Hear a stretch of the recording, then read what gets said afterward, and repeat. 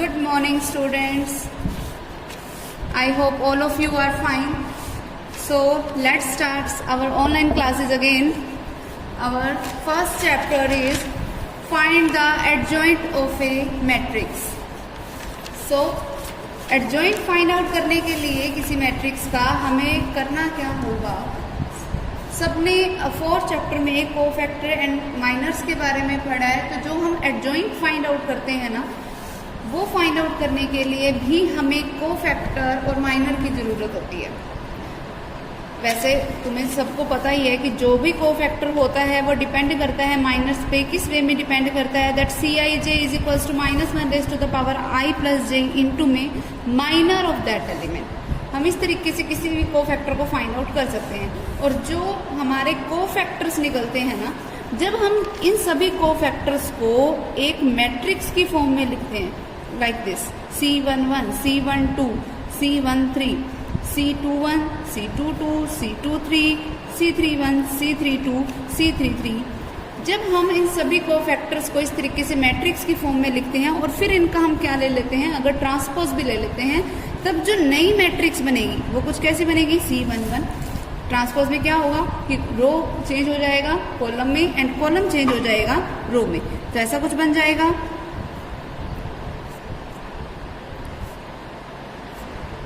ठीक है, ये हमारे पास हमारी मैट्रिक्स बन गई। तो अब ये जो मैट्रिक्स बनी है ना, इसे बोला जाएगा adjoint of A matrix. Adjoint, ADJOINT, adjoint of A matrix. और एक चीज ध्यान रखना, ऑब्वियस हमारे पास बात है कि अगर हमारे पास कोई भी मैट्रिक्स है, अब जैसे ये तो मैट्रिक्स 3x3 ऑर्डर की ही ली थी जो भी हमारे कोफैक्टर से बनी, ठीक है, और फिर हमने उसका ट्रांसपोज लेके तो ये भी 3x3 की बनी। अगर बाय चांस ये वाली मैट्रिक्स कोई 2x3 ऑर्डर की होती और ये वाली मैट्रिक्स फिर कौन से ऑर्डर की जाती? 3x2 की, क्योंकि हमने उसका क्या ले लिया? ट्रांसपोज ले लिया। और कोफैक्टर हमें निकालने आते ही हैं, ठीक है। तो कोफैक्टर हम जितने भी किसी मैट्रिक्स में एलिमेंट होंगे उतने ही उस मैट्रिक्स के कोफैक्टर्स एग्जिस्ट करते हैं, उतने ही माइनर्स एग्जिस्ट करते हैं। इसका मतलब एडजॉइंट ऑफ ए में भी उतने ही एलिमेंट्स आएंगे, ठीक है। फिर अब देखो एडजॉइंट के लिए प्रॉपर्टीज क्या क्या हैं। तो पहली प्रॉपर्टी जो हमारे पास आती है कि अगर हमारे पास कोई भी मैट्रिक्स है ए, अगर मैं उसी मैट्रिक्स का एडजॉइंट भी निकाल लूँ तो क्या बन जाएगा? A into adjoint of A. अगर देखो हम इस तरीके से कुछ भी करें या हम ये करें एडजॉइंट ऑफ A इंटू में A कर दें, दोनों में से कोई मर्जी चीज कर लो, रिजल्ट हमेशा determinant of A into IN के ही इक्वल आएगा। ये केस सिर्फ और सिर्फ तब है अगर A क्या हो? एक स्क्वायर मैट्रिक्स। अगर A स्क्वायर मैट्रिक्स नहीं है, अगर देखो स्क्वायर मैट्रिक्स नहीं है, अगर मान लो ए कोई मैट्रिक्स होती 2x3 ऑर्डर की और एडजॉइंट ऑफ ए निकालने के बाद तो उसका ऑर्डर तो चेंज ही हो जाता, 3x2 की बन जाती, क्योंकि हमें उसमें ट्रांसपोज भी लेना होता है, ठीक है। तो वो ऑब्वियसली ऐसा कुछ बन जाती।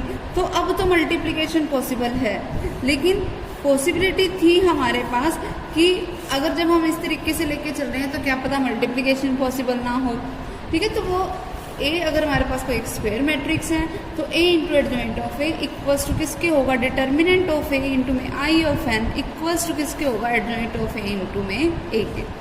ये प्रॉपर्टी फर्स्ट प्रॉपर्टी होगी हमारी। फिर सेकंड प्रॉपर्टी क्या आती है हमारे पास कि अगर हम किसी मैट्रिक्स का हमने निकाला एडजॉइंट, ठीक है, एडजॉइंट ऑफ ए कर दिया, अगर हम इस वाली मैट्रिक्स का एडजॉइंट जिसका हमने निकालना है, अगर मैं इसका ट्रांसपोज करूँ ना, तो वो इक्वल टू होता है एडजॉइंट ऑफ ए के ट्रांसपोज का, ठीक है। कि पहले हमारे पास कोई एक ए मैट्रिक्स गिवन है, उसका हमने एडजॉइंट निकाला और उसका हमने क्या ले लिया? ट्रांसपोज।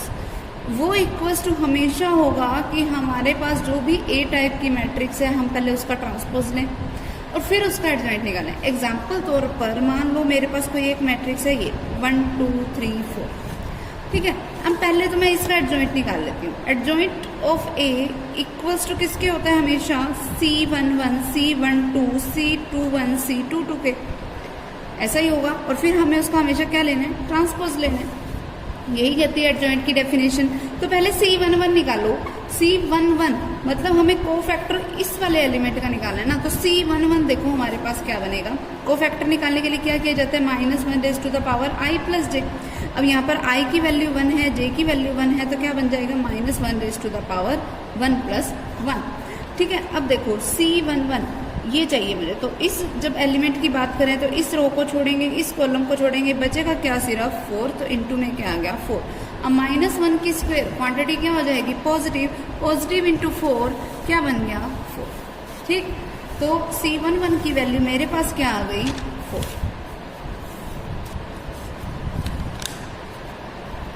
यहाँ पर क्या आ गया 4। अब देखिए C12 हम निकाल लेते हैं। C12 क्या बनेगा -1 raise to the power 1 plus 2, क्योंकि i प्लस j होता है। और 1 2 की बात करें तो इस रो को छोड़ेंगे हम, इस कॉलम को छोड़ेंगे, बचेगा क्या सिर्फ 3, तो इंटू में क्या आ गया 3। अब -1 का क्यूब हो जाएगा तो क्वांटिटी तो नेगेटिव होगी, नेगेटिव इंटू 3 मीन्स माइनस का 3, तो यहाँ पर एलिमेंट क्या आ गया -3। फिर सेम उसी तरीके से C21 निकालो, फिर से नेगेटिव क्वांटिटी आएगी और एलिमेंट कौन सा बनेगा 2, निकाल के देख लेना चाहे। फिर C22 निकालो, तो इस रो को छोड़ा, इस कॉलम को छोड़ा, क्या बचा 1, क्वांटिटी भी पॉजिटिव की आएगी। अब इसका क्या ले लो ट्रांसपोज ले लो, क्या बनेगा ट्रांसपोज लेने के बाद 4 -3 -2 एंड 1। ठीक है, ये हमारे पास क्या हो गया एडजॉइंट ऑफ ए। अब देखो ये तो हमने एडजॉइंट ऑफ ए निकाल दिया। अब हमने क्या प्रॉपर्टी प्रूफ करनी थी कि एडजॉइंट ऑफ ए का हमें क्या चाहिए ट्रांसपोज, कि वो किसके इक्वल आएगा एडजॉइंट ऑफ ए ट्रांसपोज के। तो पहले इसका अगर मैं ट्रांसपोज लूँ तो एडजॉइंट ऑफ ए का होल ट्रांसपोज जो होगा वो आएगा किसके इक्वल, इसका अब हम फिर से ट्रांसपोज ले लें 4 -2 -3 एंड 1, ये बन गया। ठीक है, अब राइट साइड हम करके देख लेते हैं। अगर हमारे पास ये कोई ए मैट्रिक्स थी तो ए ट्रांसपोज देखो ऑब्वियसली क्या होगा, रो वाले कॉलम में चेंज कर दो, कॉलम वाले रो में, तो ये आ गया। अब निकालो एडजॉइंट ऑफ ए ट्रांसपोज, क्या बनेगा adjoint of A transpose. First element के लिए बात कर रहे हैं हम, तो फर्स्ट एलिमेंट के लिए क्या होएगा 1। अब देखो इस रो को छोड़ो, इस कॉलम को छोड़ो, क्या बनेगा 4। सेकंड एलिमेंट के लिए बात कर रहे हैं,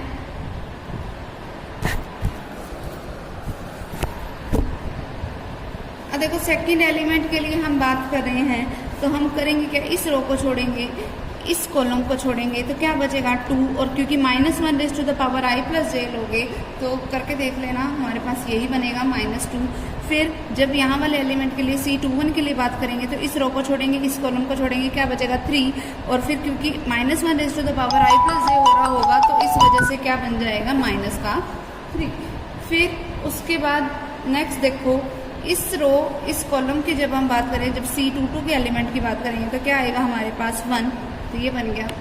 फिर जब भी एडजॉइंट लेते हैं हमेशा उसका ट्रांसपोज तो हमें लेना ही है, तो क्या बनेगा 4 -2 -3 एंड 1। तो अब देखो क्या रिजल्ट आ गया, इक्वल रिजल्ट आ गया ना।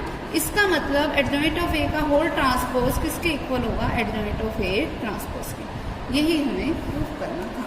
ठीक है,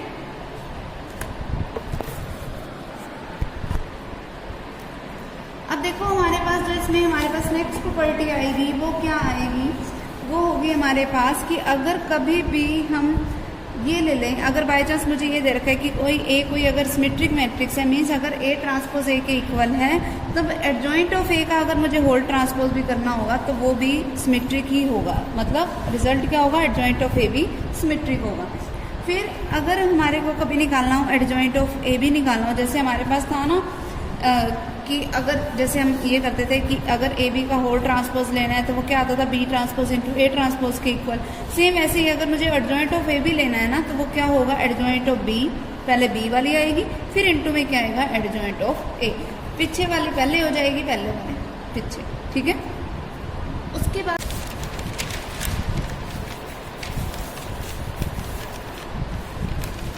अब देखो नेक्स्ट क्या है हमारे पास, नेक्स्ट होगा कि अगर एडजॉइंट ऑफ ए इंटू में एडजॉइंट ऑफ ए करें तो क्या रिजल्ट आएगा। ये तुम्हारे पास डायरेक्ट रिजल्ट्स कर लो, इसको लर्न। ठीक है, थ्योरम इस पर करना बहुत ज़्यादा डिफिकल्ट हो जाएगा तो इसको तुम डायरेक्ट रिजल्ट ही कर लो यहाँ पर। तो वो एडजॉइंट ऑफ ए इंटू में एडजॉइंट ऑफ ए किसके इक्वल होगा, determinant of A raise to the power n-1 के। ठीक, तो इस तरीके से हम इनको करेंगे।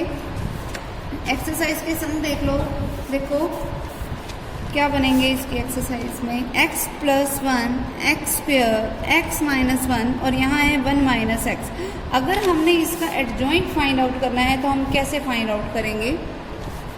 देखो सबसे पहले हमारे पास मैट्रिक्स क्या है, 2x2 ऑर्डर की। अगर हमने इसका एडजॉइंट निकालना है तो एडजॉइंट ऑफ ए मतलब हमें कोफैक्टर्स निकालने हैं पहले तो हम कोफैक्टर निकालें और फिर हम उसका क्या ले लें, ट्रांसपोज। तो कोफैक्टर निकालो, देखो क्या बनेगा, इस x प्लस 1 का कोफैक्टर, इस रो को छोड़ो, इस कॉलम को छोड़ो, क्या है एलिमेंट की वैल्यू 1 माइनस एक्स, वो आ जाएगा। ठीक, फिर अगर हम सेकेंड एलिमेंट की बात करें तो इस एलिमेंट की बात करें तो इस रो को छोड़ा, इस कॉलम को छोड़ा, क्या बचा एक्स स्क्वेयर और फिर -1 raise to the power i plus j की वजह से ये क्वांटिटी क्या होगी, नेगेटिव। फिर जब तुम थर्ड एलिमेंट के लिए बात करोगे, इस रो को छोड़ा, इस कॉलम को छोड़ा, क्या बचा x माइनस 1। ठीक है, तो इसको करने के लिए क्या करेंगे, वही साइन तो चेंज होंगे क्योंकि -1 रेज़ टू द पावर क्या हो गया 2 प्लस 1 इंटू में x माइनस 1, तो -1 की क्यूब होगी, -1 की क्यूब मतलब क्या हो गया माइनस इंटू में x माइनस 1, जिसका मतलब क्या हुआ 1 माइनस एक्स। तो यहाँ क्या आ गया 1 माइनस एक्स। जब हम C22 की बात करेंगे तो इस रो को छोड़ा, इस कॉलम को छोड़ा, क्या बच गया x प्लस 1। ठीक है, तो इस तरीके से हम इसको निकाल सकते हैं। ये हो गया हमारा। उसके बाद देखो अब नेक्स्ट हम इस तरीके से, अब देखो इसका ट्रांसपोज भी तो करना है। एडजॉइंट ऑफ ए क्या बनेगा 1 minus x square 1 minus x and x plus 1, ये हो गया एडजॉइंट ऑफ द ए। अगर बाय चांस हमारे पास, देखो ये तो कोई 2x2 ऑर्डर की मैट्रिक्स थी, अगर हमारे पास मैट्रिक्स हो किसी 3x3 ऑर्डर टाइप की, कुछ ऐसे, तब हम कैसे निकालेंगे वो देखो अगर 3x3 ऑर्डर की मैट्रिक्स है तो सबसे पहले बात तो वही हमें निकालने तो कोफैक्टर ही पड़ेंगे। तो सबसे पहले सारे कोफैक्टर निकालो। C11 क्या होगा, देखो इस एलिमेंट की बात करें तो इस रो को छोड़ेंगे, इस कॉलम को छोड़ेंगे, बचे ये वाले 4 एलिमेंट्स, तो क्या आ जाएगा -1 raise to the power 1 plus 1 3 3 2 4, ऐसा कुछ बनेगा। अब -1 की स्क्वायर करके क्वांटिटी तो पॉजिटिव बनेगी। अब इनका डिटर्मिनेंट निकालो, इन दोनों की मल्टीप्लिकेशन माइनस इन दोनों की मल्टीप्लिकेशन, 12 माइनस 6 करके क्या आया 6। ठीक है, अब C12 निकालो, क्या बनेगा -1 raise to the power 1 plus 2 into में क्या आएगा, देखो C12 की बात करें तो इस रो को छोड़ो, इस कॉलम को छोड़ो, बचे क्या ये वाले 4 एलिमेंट्स 2 2 3 4, और उसको कैसे सोल्व करोगे, नेगेटिव इंटू में इन दोनों की मल्टीप्लिकेशन माइनस इन दोनों की मल्टीप्लिकेशन, मतलब 8 माइनस 6 क्या होगा 2, बाहर माइनस पड़ा तो क्या बन गया -2। ठीक है, इस तरीके से हम सारे एलिमेंट्स निकालते जाएंगे और जो भी एलिमेंट्स आएंगे तो वो हम कैसे लिखेंगे, that adjoint of A is equal to 6 minus 2। इस तरीके से बाकी के सारे एलिमेंट्स भी लिख दोगे और फिर सिंपली उसका ट्रांसपोज करना तुम्हें आता ही है। रो को कॉलम में चेंज कर दो एंड कॉलम को रो में। ठीक है, नेक्स्ट हम देखो, नेक्स्ट क्या है हमारे पास, कोई एक मैट्रिक्स दे रखी है, ठीक है, ए टाइप की, जो कि क्या है 5 3 -2 एंड -2। फिर हमें क्या प्रूफ करना है, दैट ए इंटू में एडजॉइंट ऑफ ए जो होगा वो इक्वल्स टू होगा एडजॉइंट ऑफ ए इंटू में A is equals to determinant of A raise to the into में आई ऑफ एन। ये रिजल्ट हमें प्रूफ करना है। तो पहले ये मैट्रिक्स गिवन है, पहले इसका क्या निकालेंगे हम, एडजॉइंट। तो एडजॉइंट ऑफ ए आ जाएगा हमारे पास, इसको मान लो इक्वेशन नंबर फर्स्ट, और जो एडजॉइंट आएगा वो क्या आ जाएगी हमारे पास इक्वेशन नंबर सेकंड। फिर ए इंटू एडजॉइंट ऑफ ए करना, लेफ्ट साइड प्रिपेयर होगी, फिर एडजॉइंट ऑफ ए इंटू ए करना, मिड साइड प्रिपेयर होगी, फिर हमने क्या करना, determinant of A find out करना है। डिटर्मिनेंट ऑफ ए कैसे निकालना है वो तो तुम्हें पता ही है, इन दोनों की मल्टीप्लिकेशन माइनस इन दोनों की मल्टीप्लिकेशन, 5 इंटू -2 माइनस का 10, जिसमें से माइनस क्या करना है 3 इंटू -2 को, यानी कि माइनस के 6 को, तो -10 प्लस 6 क्या हो गया रिजल्ट -4। ठीक है, तो ये क्या हो गया हमारे पास डिटर्मिनेंट ऑफ ए भी आ गया। ठीक है, तो मतलब 4 की बस अब आई ऑफ एन के साथ क्या करनी है, राइट साइड में मल्टीप्लिकेशन करनी है। तो पहले हम देखो डिटर्मिनेंट ऑफ ए की जरूरत थी, हमने निकाल लिया। अब एडजॉइंट ऑफ ए निकालो, देखो क्या बनेगा इसी मैट्रिक्स का एडजॉइंट। जब हम फर्स्ट एलिमेंट के लिए बात करेंगे, इस रो को छोड़ेंगे, इस कॉलम को छोड़ेंगे, क्या आएगा -2। फिर जब हम सेकंड एलिमेंट की बात करेंगे, इस रो को छोड़ेंगे, इस कॉलम को छोड़ेंगे, तो रिजल्ट वैसे तो 3 बन रहा है, लेकिन -1 raise to the power i plus j की वजह से रिजल्ट क्या बन गया -3। फिर जब हम इस एलिमेंट के लिए बात करेंगे तो इस रो को छोड़ेंगे, इस कॉलम को छोड़ेंगे, क्या बनता है माइनस का 2 और -1 raise to the power i plus j की वजह से ये वाली क्वांटिटी क्या बन गई पॉजिटिव। फिर जब हम इस लास्ट एलिमेंट की बात करेंगे, इस रो को छोड़ो, इस कॉलम को छोड़ो, क्या बनता है 5, ठीक है। अब इसका क्या ले लो सिंपली ट्रांसपोज, -2 -3 2 5। फिर अब देखो लेफ्ट साइड क्या है हमारे पास a into adjoint of a, जिसका मतलब क्या हुआ 5 3 -2 -2, यहाँ क्या आ गया -2 -3 2 5। देखो क्या बनेगा इनकी मल्टीप्लिकेशन, पहले फर्स्ट रो की फर्स्ट कॉलम के साथ 5 की -2 के साथ करवाई माइनस का 10, -2 की -3 के साथ कराई तो प्लस का 6, ठीक है। फिर फर्स्ट रो की सेकंड कॉलम के साथ मल्टीप्लिकेशन 5 की 2 के साथ 10, -2 की 5 के साथ माइनस का 10, ठीक। फिर second row first column multiplication कराई 3 इंटू -2 माइनस का 6, -2 इंटू -3 मीन्स प्लस का 6। फिर सेकंड रो की सेकंड कॉलम के साथ 3 इंटू 2 6, फिर -2 इंटू 5 माइनस का 10, 6 से 6 कैंसिल, 10 से 10 कैंसिल, क्या बच गया -4 0 0 -4, ठीक है। ये बन गया हमारे पास।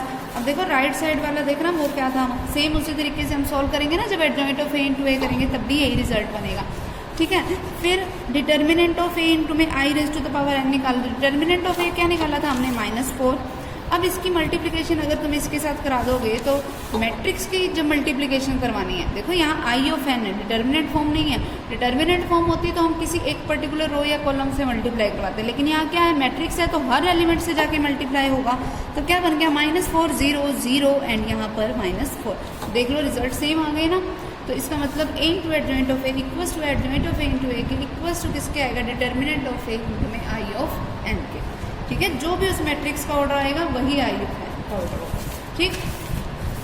फिर उसके बाद नेक्स्ट सम हमारे पास क्या है कि अगर हमारे पास कोई एक a मैट्रिक्स दे रखी है कुछ ऐसे 1 3 2 5, कोई b मैट्रिक्स दे रखी है हमारे पास 2 1 0 5, तो हमें ये प्रूफ करके बताना है that adjoint of A B जो होगा वो इक्वल्स टू होगा एडजॉइंट ऑफ बी इंटू में एडजॉइंट ऑफ ए के।